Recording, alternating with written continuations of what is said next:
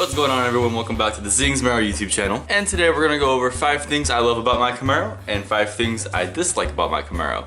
This was a video series done so long ago, way overdue for me, but where I just created my YouTube account, I figured it'd be good to get my opinion out there. So without further ado, let's go ahead and get started. So we're gonna do 5 things I love about my Camaro first. Following that, we'll go ahead and do 5 things I dislike about my Camaro. The first thing I love about my Camaro is it has one of the best stock for stock horsepowers in its class.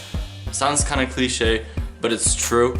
I think the only muscle car that has over 455 is the Scat Packs. But even then I believe they weigh a little bit more, so I think the Camaro can still pull if they're both stock. Not sure, I'm sure you guys will let me know. Number 2.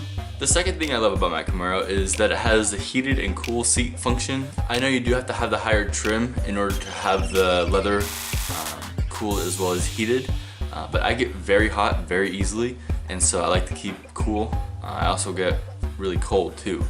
Luckily my car stays in the garage so it doesn't get too cold. The third reason why I love the Camaro, it's fairly equal when it comes to dollar per horsepower. Number 3 is my exhaust. This is kind of a sensitive topic, so all I'll say is if you want the loudest, most cost-effective, and potential for your car to be loud, go with MVRP. Their results do not disappoint at all. I know I really underestimated what this car was gonna sound like, and I'll never forget when I heard the first startup on it. Oh my gosh, it was shaking the whole entire building. And yes, I will throw in there my fiance, Alyssa. She did buy it for me as a birthday present. Number 4, the comfort.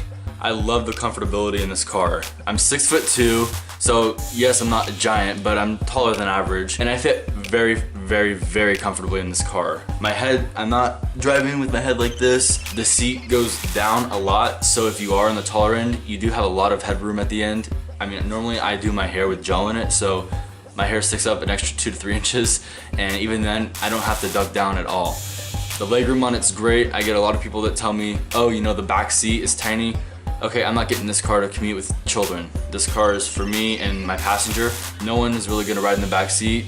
Granted, if they have to, we can all make adjustments and put the seats up forward, or they could sit long ways like this with their seatbelt on, of course. But if you wanted to get a muscle car with a good back seat, get a Challenger or a Charger. Obviously, Chargers have 4 doors, a lot more roomy. Also, my previous boss, he had a 2015 or 16 Sublime Green Challenger, and oh my goodness, I could fit back there with his seat where he would sit. And he's not short. Keep in mind that he's not short at all. And I had enough leg room to where I could probably fit 2 hands like this in between my knees. Number 5, the 5th thing I love about my Camaro is the color. Krypton green is probably one of the most on-point colors GM has ever produced. Granted, you know, it doesn't have that nice metallic flakes in there like my 5th gen did with the Inferno Orange. Now we're gonna do 5 things I dislike about my Camaro. Number 1, this doesn't really apply to just Camaros as it does all of GM's vehicles. I have never noticed a company with more orange peel than Chevrolet. My Camaro has orange peel, Corvettes have orange peel, and yes, they paint it like that on purpose because to the average day person, you know, it does conceal scratches a little bit, and a lot of people, you know, touch their car, rub against their car. I see people on Instagram who sit on their car, especially with jeans, and I don't know why, because denim is one of the most abrasive materials out there. But yeah, so if you guys didn't know, they actually paint the clear in such a fashion to where it does create the orange peel on purpose. Again, because they want to prevent, or not prevent, they want to try to hide the scratches. Granted, you can get this out with color sanding, but to have someone color sand your car for you, your whole car, you're looking at $2,000 to $3,000, even $4,000, depending on who you go to. Sure, you can do it yourself, but where you didn't paint the car, you don't know how much clear coat is on there. So once you go all the way down the clear, it's gone. You have to get it resprayed. And I am not willing to gamble with that, so I will just deal with the orange peel. Number 2, this actually just came in my head right now. I look at my Camaro and all I see are like little tiny specks underneath my color. Not underneath my clear coat, underneath my color. So I don't know how on earth, you know, the decontamination process missed all of those particles, but I can at least count 5 to 6 little specks underneath my paint. Of course, you know, I only notice them, or a trained professional in the detailing industry would notice them, but it bugs me really bad. I just have to kind of turn a blind eye to it, otherwise, you know, I would go nuts. Number 3, the stock ride height on the Camaros, to me, it's like you're in cloud 9.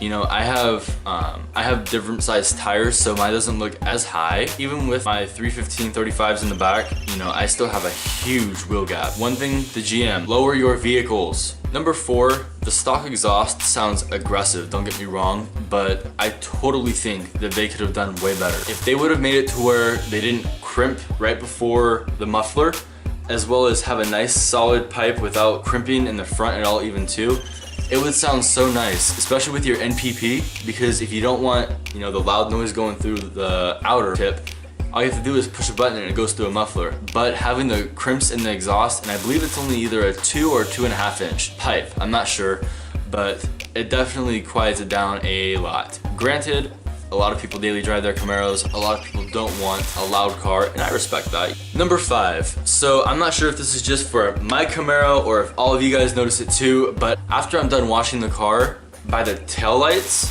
so if you have your bow tie and the tail lights, right underneath the tail lights where the painted surface is, I always get little drip lines. I dry my car with a blower, you know, I stand on each light for 5 to 10 minutes, you know, making sure all of the water's out, and sure enough, I pull my car into the garage and lo and behold, there are watermarks there.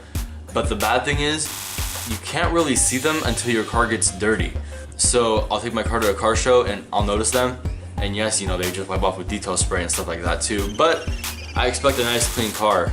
I take my time to wash the car, and I think that is a huge manufacturer flaw. Again, not sure if it's only my Camaro. I do have the GM smoked taillights. So maybe the fitment isn't as correct as with the regular red ones, but it definitely bugs me. Alright guys, that's gonna do it for this video. Make sure to like, share, and subscribe to the YouTube channel. Comment down below, what are 5 things you hate about your Camaro? What are 5 things you love about your Camaro? And we'll see you guys next week.